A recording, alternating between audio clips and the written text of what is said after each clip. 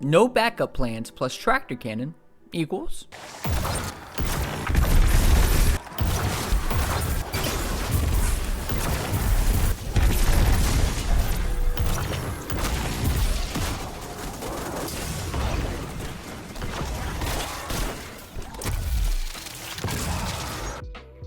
I can't put into words how insanely strong and fun this build is. Let's start with the pros and cons list. Pros: insane AoE damage, infinite void overshield, 50% damage reduction, orbs of power and void breaches spawning nearly every kill, debuffs on your enemies, damage buffs for you and your teammates. You get an insanely powerful shotgun, full health on every kill, and even champion stun. Don't worry, we're gonna break all that down, but let's talk cons. None. Except for maybe the fact that you have to play extremely close to your enemy, and in higher end content, you can get melee one tap. But that's no big deal. Here's the build we're going to be running. The dim link will be in the description. As you can see, the armor mods are on the right. I will not be diving too much into those because I value your time too much. But let's go ahead and simplify those mods.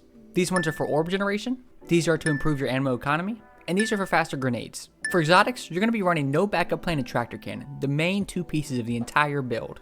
And the other two weapons will be dealer's choice. I found amazing success in running a void shotgun like Bassos or Nessas with perks like Vorpal Weapon or 1-2 Punch. They'll help capitalize off no backup plan's shotgun damage boost and your void surges and siphons, but then you'll literally have zero range. But then I've also been loving Age-Old Bond's new perk set. Being able to spawn so many void breaches makes the collective action perk have nearly 100% uptime. My last suggestion is going to be a void glaive, like the Enigma or Eclectic Distaff. A glaive might honestly be my #1 suggestion in this build to increase your tankiness tenfold. You'll get access to a second shield, range damage, AoE, and good single target damage, all just from the glaive. On the subclass side of things, we're going to be running void, obviously. Follow that with whatever your go-to melee and barricade is, and then for your grenade, we're going to want to go with one that can actually kill.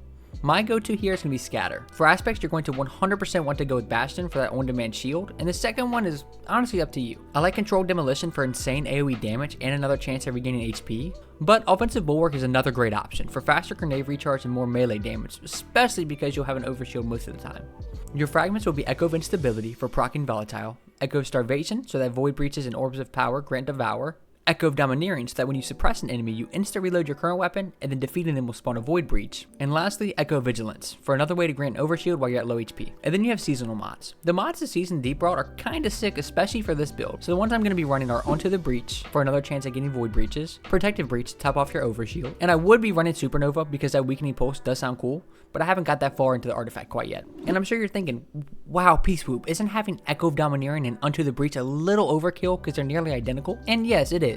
I feel like Breach's spawns can be a little buggy, so I'd rather be a little safe than sorry. But let's go ahead and bring up the pros and cons list from earlier so I can explain each one and how it happens. You might be curious, how can you do insane AoE damage? Well, Tractor Cannon alone can hit like 50 enemies at once.